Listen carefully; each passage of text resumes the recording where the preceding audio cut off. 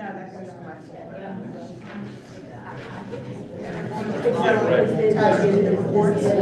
Okay, I'll ask teachers and classes. Okay. Mark it off your list.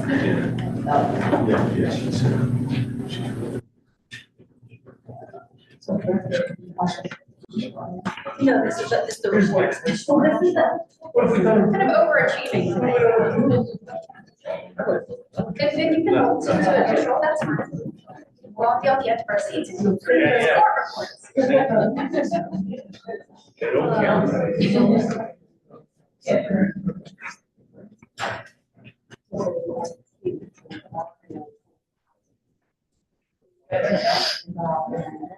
I think so. It's pretty. Yeah.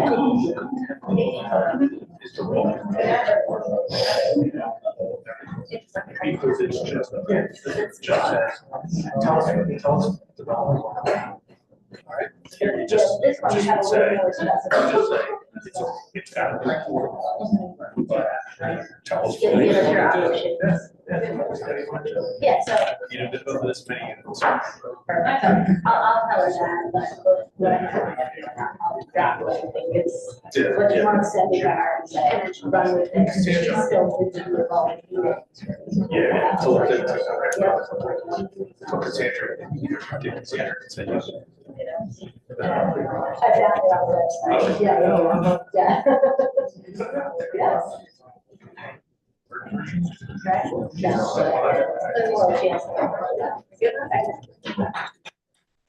You don't come to order, everyone please stand to the pledge of allegiance. I pledge allegiance to the flag and to the republic for which it stands, one nation, under God, indivisible, with liberty and justice for all.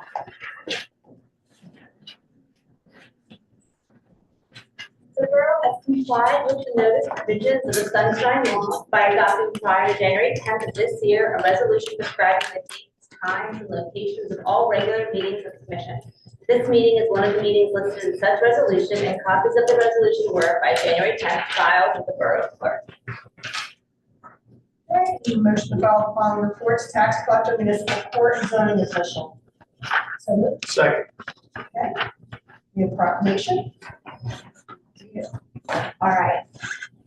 So today we have a proclamation for the Transgender Day of Visibility, which is not until March 31st, but since our next meeting is on April 13th, we didn't want to miss it, and we wanted to have it not just be a day, but maybe a full-on month of visibility. So I'm going to invite up Morgan Herford from the Pride Support Alliance of the UUCCH, Melissa Furstenberg of the Transgender Rights Coalition of New Jersey, and Diane Rugala and Jeff Pierce from the Collingswood chapter of Key Flag.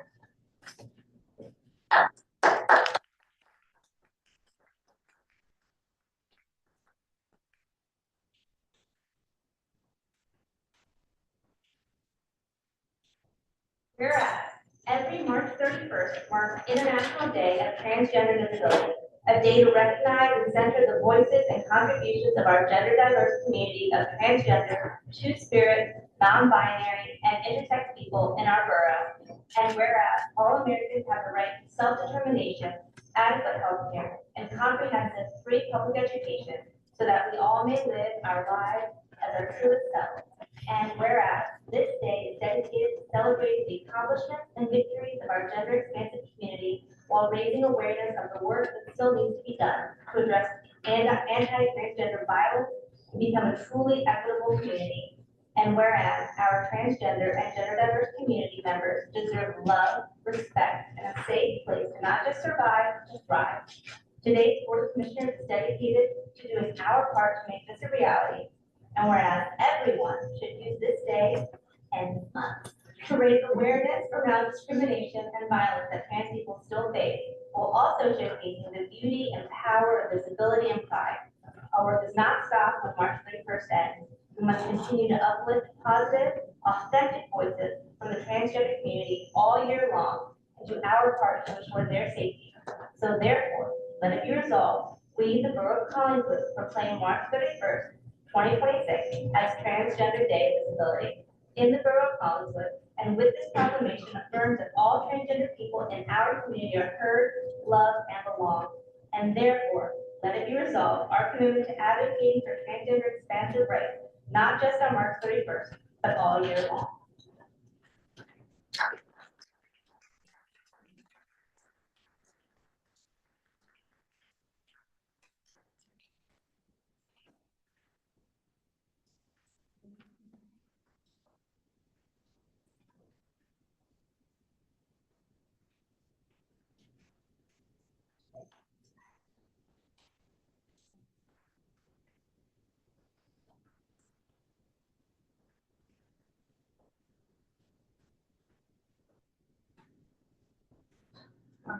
And I believe now we have our presentation. The MS4 stormwater presentation. So stormwater management, we have a order here from our engineer, Remington and Burnick, to give a high level of our stormwater management plan for the borough. Should I stand here? Sure. Okay, I feel guys, this presentation is not that exciting. That's the problem.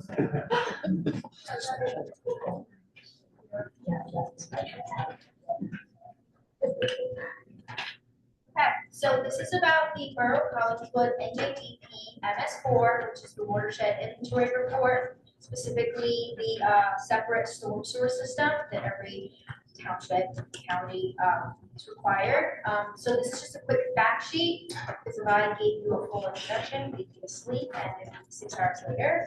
So the Borough of Collingswood and all New Jersey municipalities are permitted to manage and treat municipal stormwater under New Jersey MS4, which is the municipal separate storm sewer system. MS4 municipal permits, including but not limited to stormwater design, collection, treatment, infrastructure, and maintenance activities required per its permit. To meet its permit obligations, Borough of Collingswood and all municipalities were required to prepare and file a watershed inventory report, which is part of the watershed improvements plan, MS4, with the NJDP. An interim draft of this WIP Phase 1 assessment report was completed for Borough of Collingswood and filed prior to the January 1st, 2026 regulatory deadline. A copy of the Phase 1 assessment report is available for public review on the Borough of Collingswood Township's stormwater website under a tab that says Create. This current draft will be modified to include additional stormwater infrastructure data also obtained for Borough of Collingswood and review comments and input from the DP, Borough of Collingswood staff, and the public. And the important thing is, as part of this permit process, we're gonna have 2 semi-annual public meetings that are required to make the public aware and to solicit questions or comments regarding the watershed improvement plan. All questions or comments regarding the WIP may be directed to Borough of Collingswood Stormwater Coordinator. His name is Andrew Marker. He's an SPC, and his email is amarker@collingswood.com. First letter of his first name and then his last name. And then additionally, there will be 2 future additional phases for the WIP reporting that will be necessary. It's the watershed assessment report, which will be due January 1st, 2027. And then we have a watershed improvement plan report, which is due December 31st, 2027. Then additional information on both of these future plans will be provided by NJDP, and then the Remington Burnick will be assisting with that. Yeah. I'm just saying. Does anybody have any questions? Thanks, Annie. Thank you. Yeah. All right, the second reading and public hearing of ordinance 1827, authorizing a tax abatement for a property located at 664 through 668 Haddon Avenue, and authorizing a financial agreement pursuant to the 5-year exemption and abatement law. Once again, this is the prior Wall location. So this is the second reading, so this is the public comment on this ordinance. If anyone has any specific comments on this 5-year tax abatement to get something back in there as soon as possible, this is your moment. See no public comment?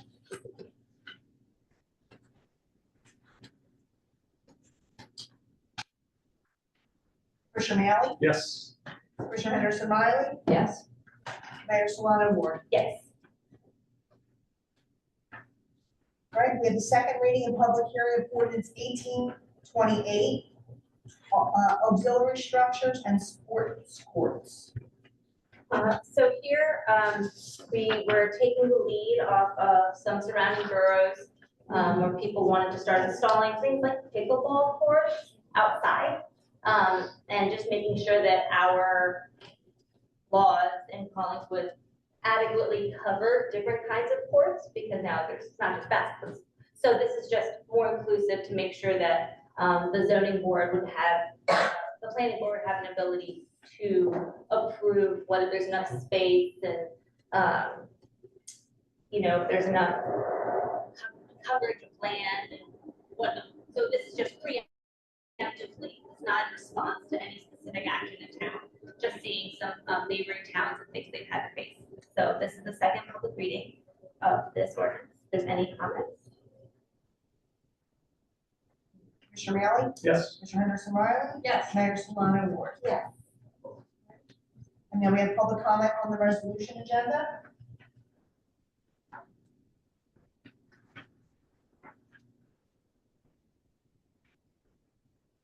Hearing none, then move on.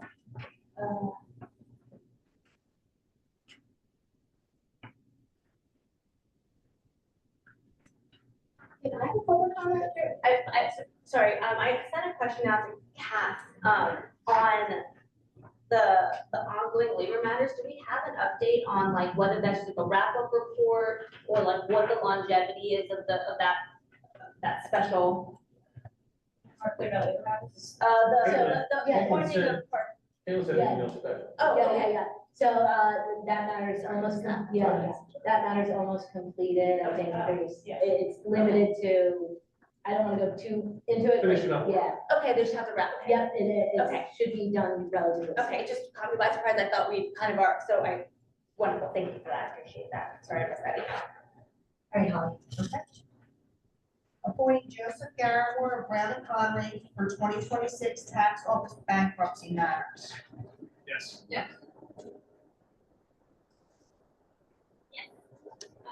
And that group of Billboard on our tax collector asked for some extra support, for just to have some legal backing on some potential upcoming bankruptcy issues. So that's what that's doing. Appointing Anthony Dominico as needed electrical inspector for Borough Collingswood Construction Office. Yes. Yes. Appointing Triad Group as administrative agent for affordable housing. Yes. Real quick, Holly. So Triad Group is who 30 Firm worked with for their affordable units. And their work has been really exceptional, really thorough. Their marketing plans are very laid out, in step with what the state requires. And as you'll see in the agenda, there's going to be a lot more talk about affordables actually happening in town. So it was time for us to have our own administrative agent, because the amount of bureaucratic lift for affordables is very heavy. So that's why it's something that's going out with third party.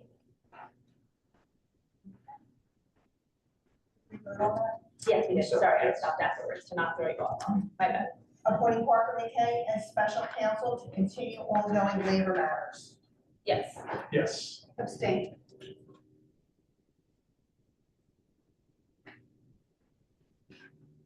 Sorry, you heard about that a couple minutes ago, so I'm not going to go to that one.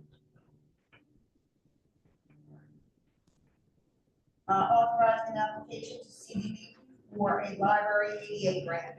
Yes. Yes. CDBG is the Community Development Block Grant, so it's county money. And we are applying to try to get ADA bathrooms at the library. But there's been plans for a while now, and so we're hoping this is the year. Authorizing the establishment of the Collingswood Civic Arts and Design Committee. Yes. Yes. So this was, during the working meetings, we talked about this group. This was at one point the creative committee. It was a creative committee. It was started up during COVID, and just, you know, due to Zoom meetings and all that, didn't really get off the ground. But we have a group of very dedicated residents who have wanted to get this up and running. So stay tuned for more information. You'll see some stuff in your town crier from them as well. So keep an eye out. Yes. Yes. Yeah, we work with. I like it. I'm trying to go. Okay, hold on. Sign two. It's all right.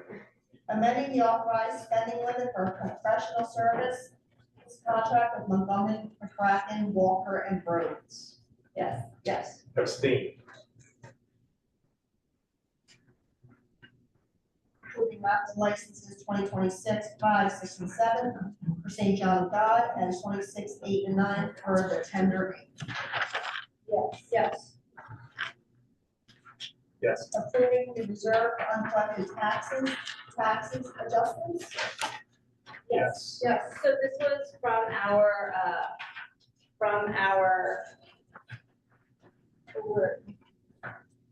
Budget workshop? budget workshop, but at our budget workshop was our auditor. Word. Our auditor, and I'm so sorry.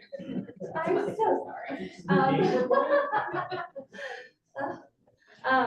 Our auditors, because of, I think, the rebound, that like the numbers were changed for, that we had to set aside more, I believe that's what Betty just said. So that's why we had to adjust those numbers, per our auditors.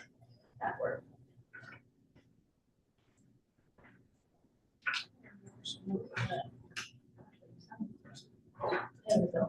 Say that. That's how it goes. I don't have to.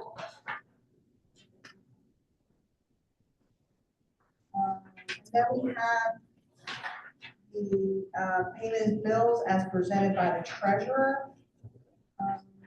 Yes. Yes. Yes. Commissioner Naily, I don't know if McCracken is on here. So I'll abstain as the payment of that bill. Okay.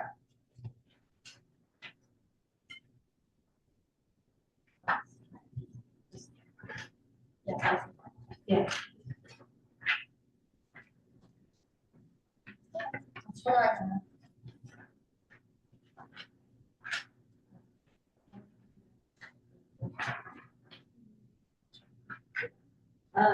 Just as a matter of notice, there was an ordinance that was supposed to be on for adoption tonight. It's related to your affordable housing regulations. That is going to be heard at a special meeting that we are scheduling for March 11th. We can't adopt that ordinance until the planning board holds a hearing on the housing element fair share plan, which is scheduled to happen, I believe, next Monday. We've had a lot of snow. The planning board has gotten hit twice. So the meeting. Not next month, the 11th. The special meeting, our meeting is I'm the sorry. 11th, the planning board is on Monday. Sorry. Yeah, so that's why that kind of got a little, got delayed twice. Public comment first or us first? Public comment, right? Well, us. We usually go. Okay, usually- whatever. Yeah. All right, Jim, what do you Don't got? we usually?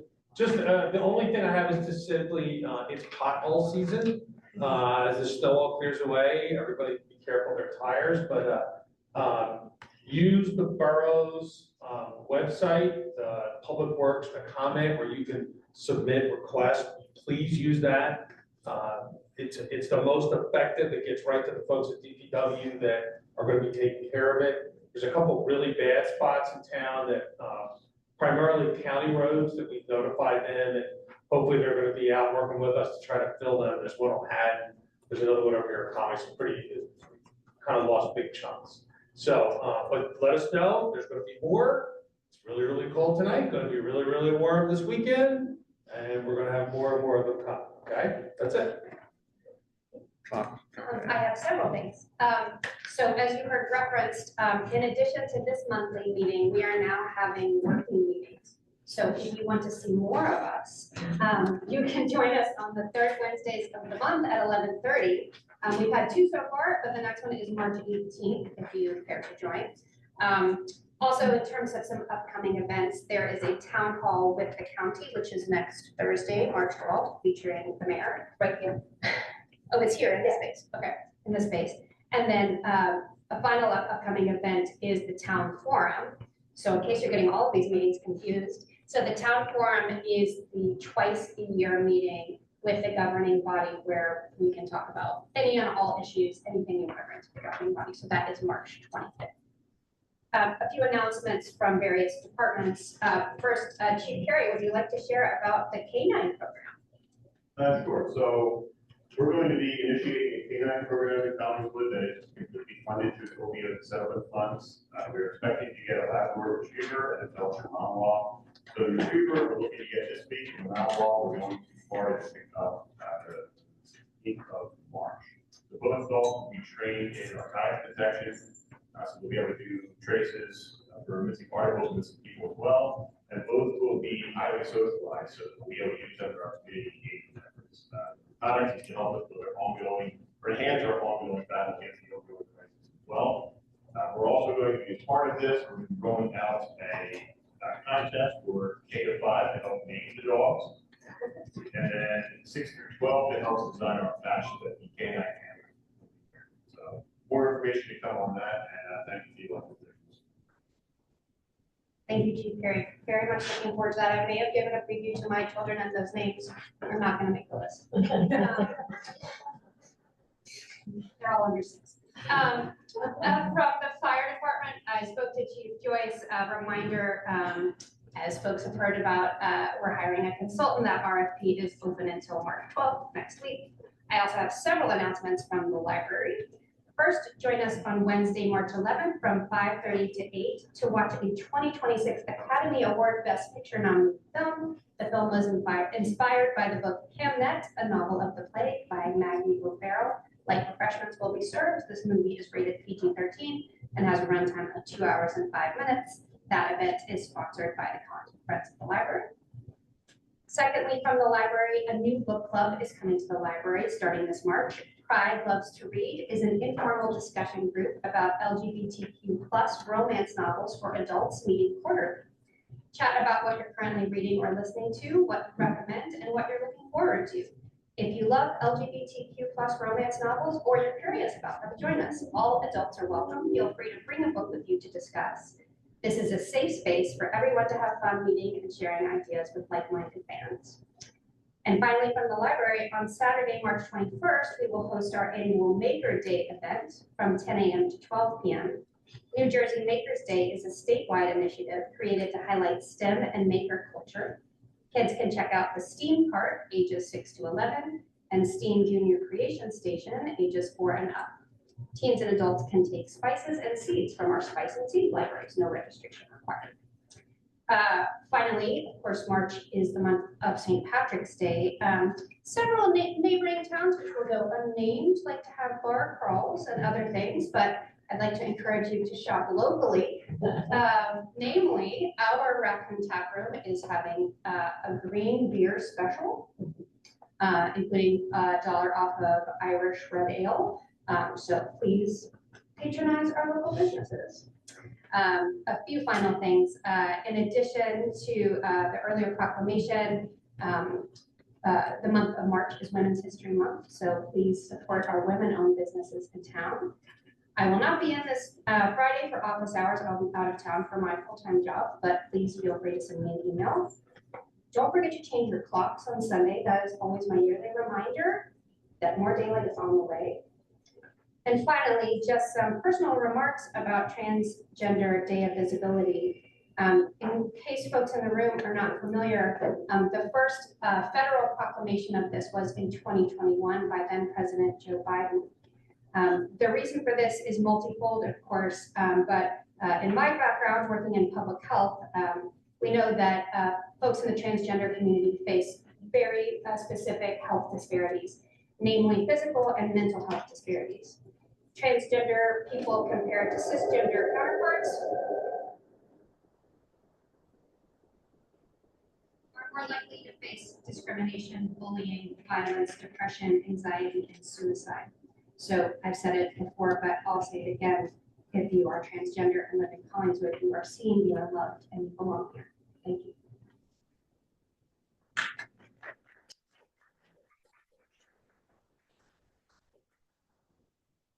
We had our proclamation, but I want to thank all the people that came out tonight.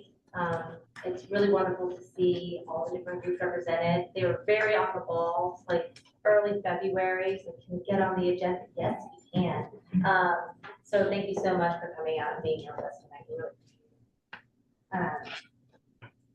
Switching gears a little bit, I attended the county's refresher on something called Project SAVE, the substance abuse visionary effort, and essentially it's a program that tries to meet people where they are, and it's offered to the police department, to the prosecutors, to municipal courts to try to offer services in that moment.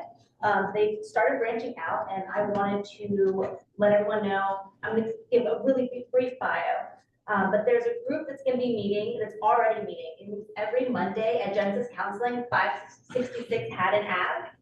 And it's a group that will address several areas of need, including grief, loss, or emotional distress, the impacts of substance abuse, conflict and relationship issues, anxiety, depression, PTSD, or other mental health conditions, recovery and trauma, and social skills and self-esteem. From the group organizer, she said, this is a space that also allows open for those who want to feel understood, who need to feel less alone. You don't have to be struggling with a specific issue to join this group. It is open to anyone and everyone who is looking to heal and create a brighter future for themselves. So I have some more cool posters. I'm going to give them to Chief Carey, and we'll put them up on the bulletin at Borough Hall as well. But that is open, and we're lucky enough that it's a countywide effort, but it's happening in our town. So we have that every Monday, and it's free. So if that's support that you or a loved one or a family member or a friend needs, know that that's something that's available to a town. Likewise, coming up April 2nd, Haddon Home Care is having their second annual Senior Expo at the Collinswood Ballroom. I went to this last year, just out of curiosity, and it's a very wide range of senior-focused resources. Everything from different kinds of insurance, to be aware of different kinds of, like the police departments are there with showing different kinds of elderly abuse and frauds to be aware of. Meal services, different kinds of, it's really, really interesting event. It's from 11 to 3. It is free and lunch is provided. And I believe it's going to be even bigger than it was last year. It was quite popular. So for older adults or for people who are now sandwich generation, if you're taking care of your parents, want to keep a lookout, I highly recommend you take a look at that. I want to thank Lindsay for the beautiful town crier that should be arriving very soon in mailboxes. A lot of the stuff that we're saying is going to be in there, but keep a lookout. And my reminders, March 21st is going to be the first night park cleanup. Our last two also got snowed out. So we're hoping, it looks like there's very little bit of snow left, that March 21st will be out there. And it's still going to be the 2nd and 4th Saturdays at 9 a.m. meeting at the Little League snack stand. But we want to do one in March just to get it kick-started. And then we have Green Fest coming up on April 18th. There's also a Urban Jungle seed swap that there's more info in the time prior. The Green Team is going to be doing its first child clothing swap, taking place downstairs in the living room the week after Green Fest. Rain barrels, composters, you got to get your orders in before Green Fest because you pick them up there. We'll have a handful of them day of, but they really are a fantastic price, and they can, you know, Annie was up here talking about stormwater management. A rain barrel at your gutter can do a lot of things. So just get your orders in. If you have any issues, there's a QR code, but if you just want to order one, you can just come to Borough Hall, bring your checkbook, and we'll figure it out. And I think, oh yes, I am still in my office hours 10 to 12 on Tuesdays and Thursdays. I will not be there this Thursday, March 5th. Otherwise, 10 to 12, I'm at Borough Hall every Tuesday, every Thursday. You just have to go up some stairs. I'll come down and meet you if you need to. And I think that's it. So now it's Cheryl's turn. Public comment.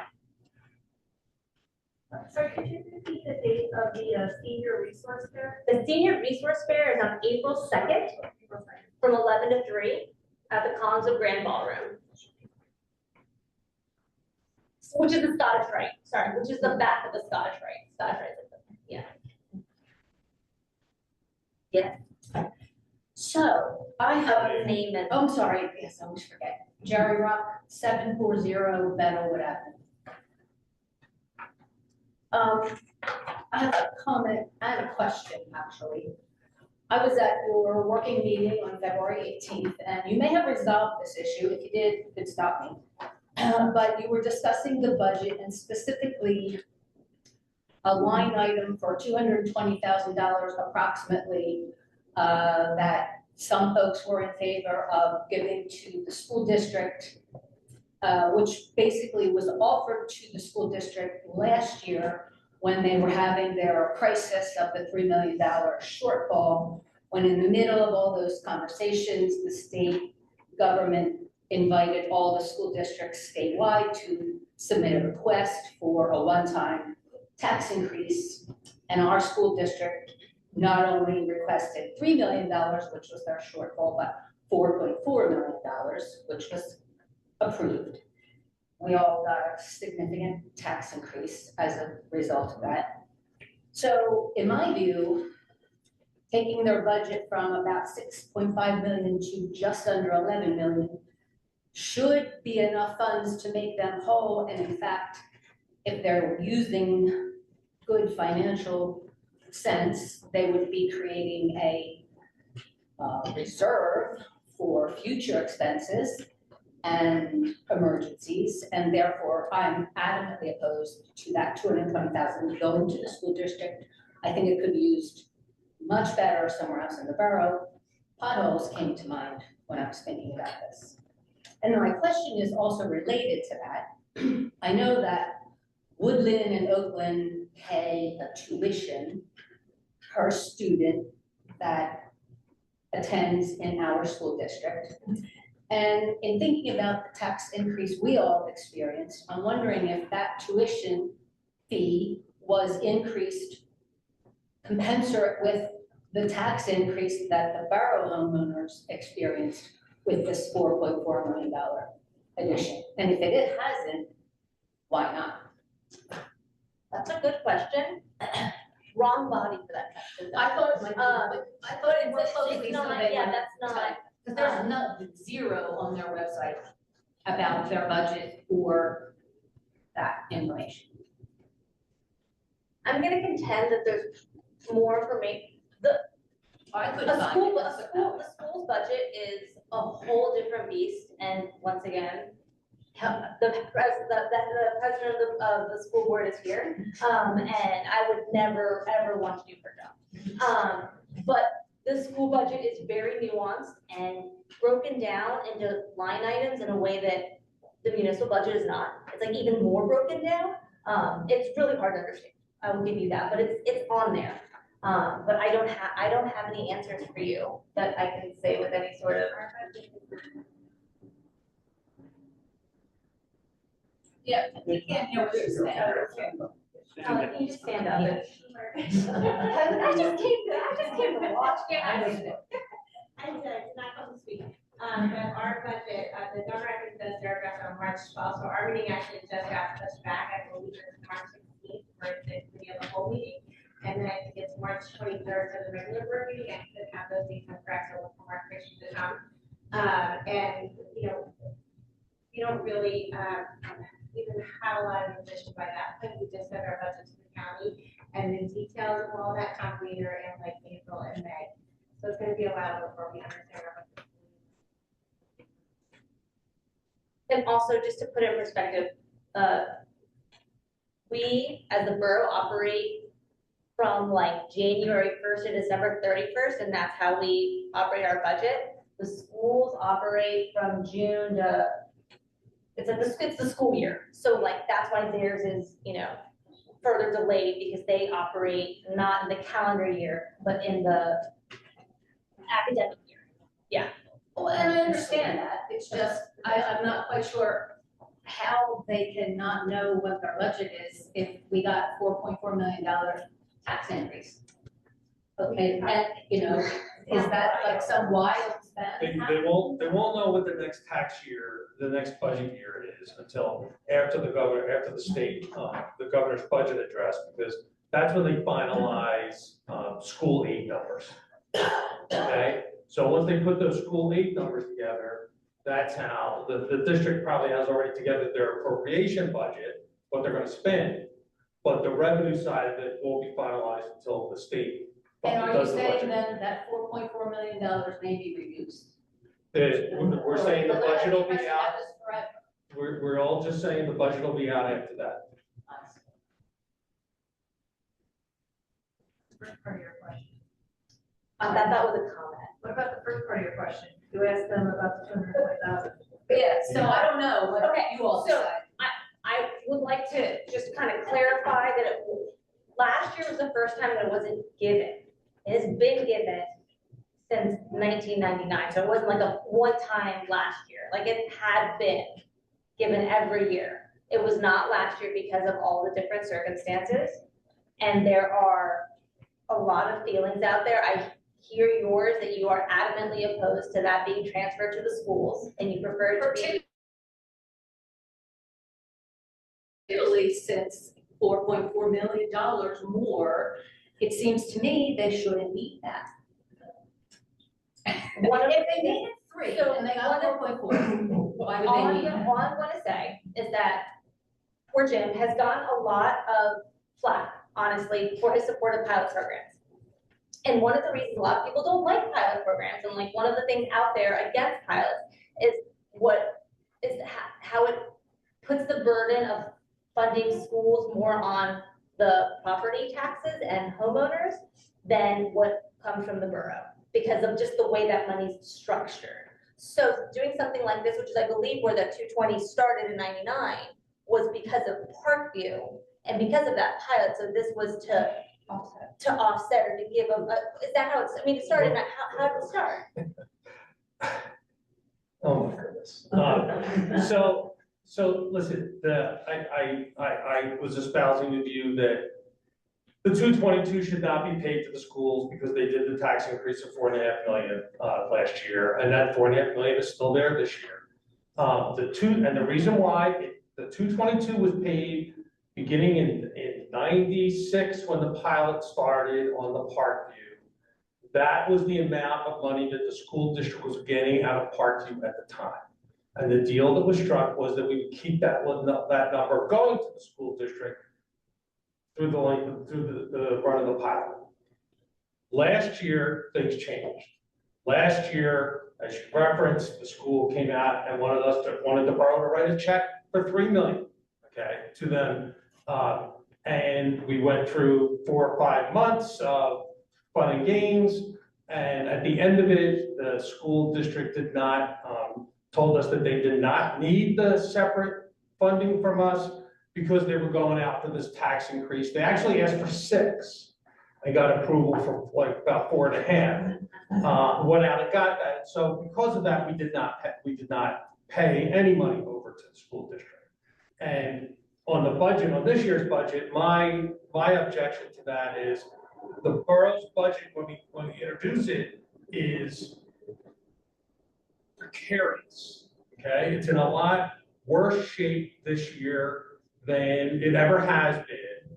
The reason for that is last year, in addition to not paying that 220 over to the school district, the borough did not increase taxes at all, okay? So unfortunately in this game, when you go a year where you get no additional revenue, you still have healthcare costs that have gone up. In our case, we did uniforms, got big jumps. You have utility bills, all those things go up. And so when you do a year when you don't get new revenue, and that was done to help taxpayers not get double whammed, then the following year, you gotta be a little more careful, okay? Because you have, again, those healthcare costs all go, everything's back up again. So that's why I raised an objection. The budget, as far as I know, has not been finalized for introduction. So that's all I know about it. Any other comments? Yes.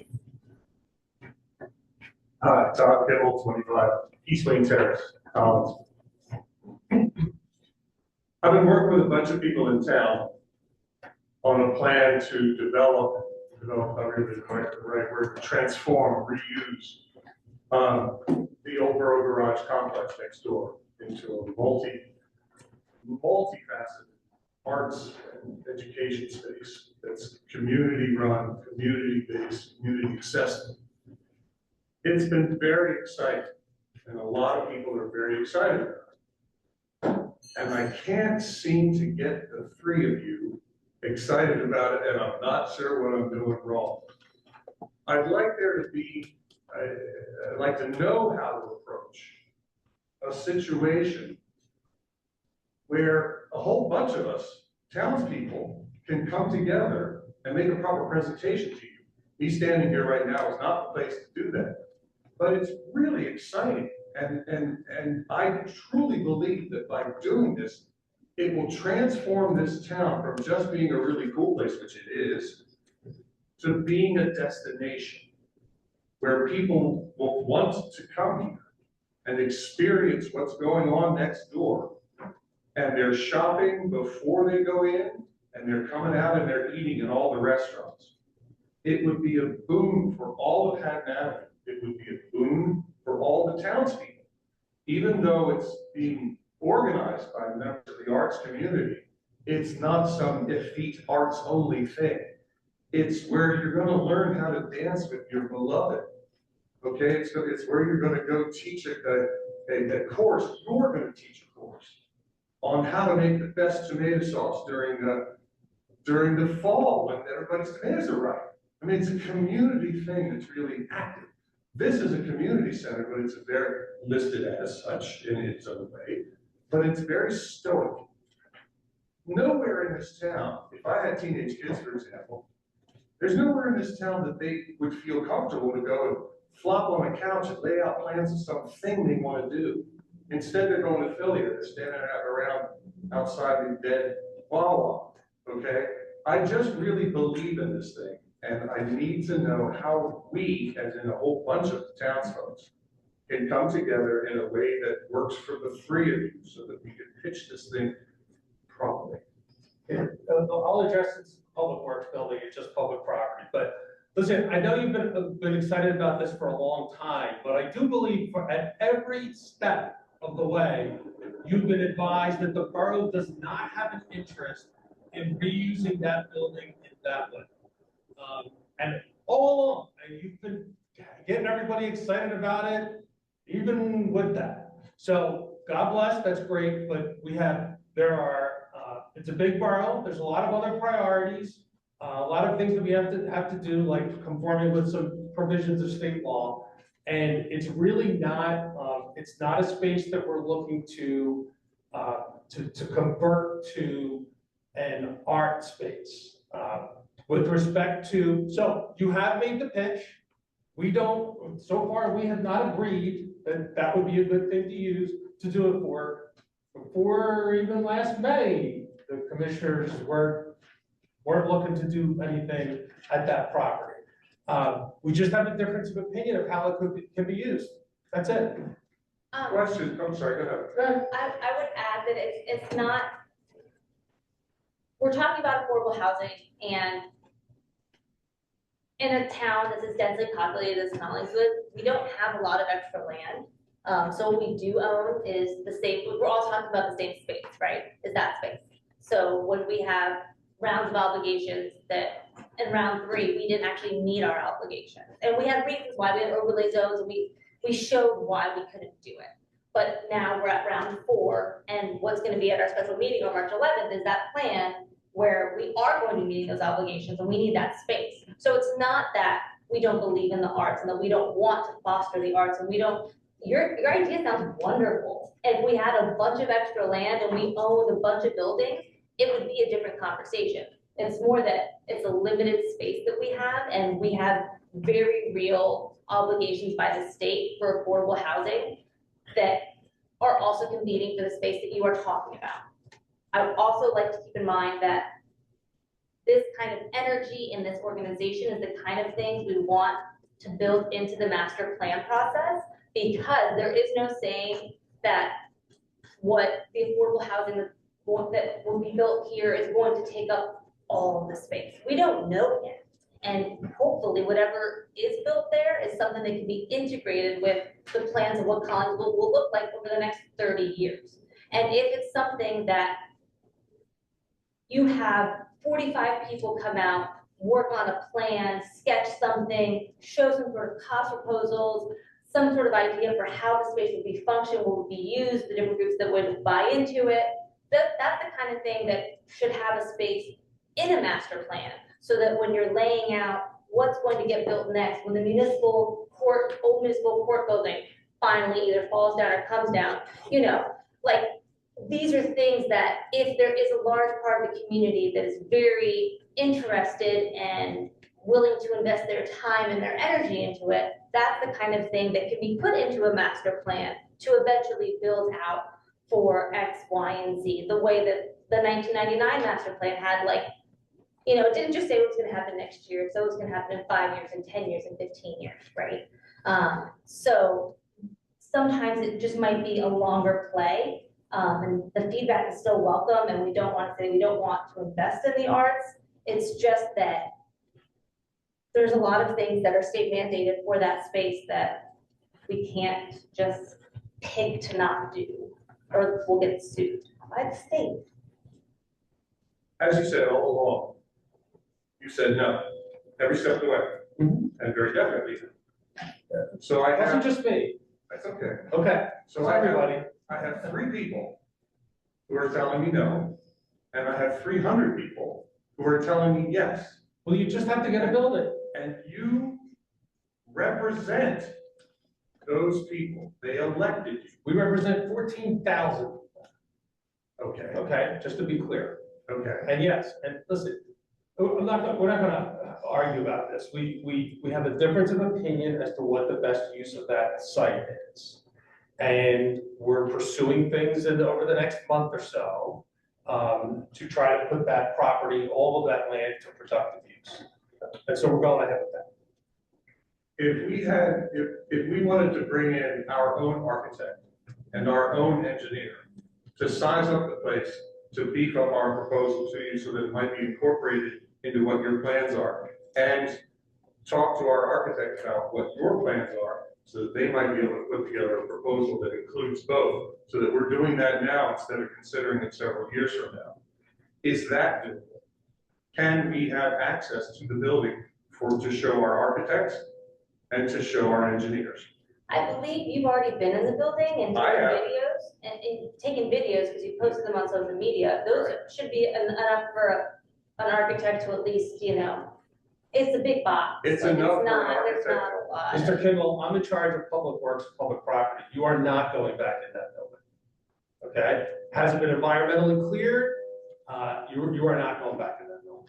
Okay? So even if I want to bring an architect and an engineer, We're not as we have said over and over for years, we are not entertaining proposals for the use of that building. I'll leave it be for now. Thank you. Anyone else? Crystal Ward, 325 Newton Avenue. Totally different topic. I actually had two different topics I wanted to ask about, if that's okay. The first one was on the topic of the fire department staffing challenges. I haven't been able to attend this meeting, so I was just wondering if there's any public information available about the recent, so maybe like the last 3 to 5 years of fire department budget and fire department compared to staffing levels, because I'm just wondering, like, what was the main trigger or catalyst for the sudden resource shortage? Because I don't remember hearing about that, let's say, like, you know, this time last year. Sure, so I'll take this one, and bolstered by Chief Joyce as well as Commissioner Mealy. So first of all, in terms of next steps, what the current next step is that we have. I know what the next steps are. Sorry, I thought that was your first question. No, my question was, is there any publicly available information about the last several years of the fire department budget and staffing levels? And do you have any information about what triggered, what was the triggering event of the current staffing challenge? So when we took office, it was one of the first emails that I got at the end of May, addressing this issue from Chief Joyce and the department, asking for help. Okay, so there's no public information available the last several years of the Chief Joyce, budget? would you like to? Budget should be on the website, Cassandra, right? The last several years, budget should be on the website. And the staffing levels as well? Or no? I don't know that there's a place for that. It's pretty much 17, right, Jeffrey? I mean, ballpark, 17. 17. So has there been a recent, like, decrease in that number So compared to the budget? just go over these, like, up until 2020. Jeffrey, you're gonna need to stand up and like be a little bit louder. Yeah. Through 2020, up to 2022, we used part-time staff to supplement when we had a vacancy on the schedule. And since COVID, we lost the ability to retain people that are both firefighters and EMTs in the post-COVID world. We're finding that we're not getting people that want to be able to do both. So we struggled to maintain filling that, what we call the fifth spot, when somebody's off, that we previously for part-time.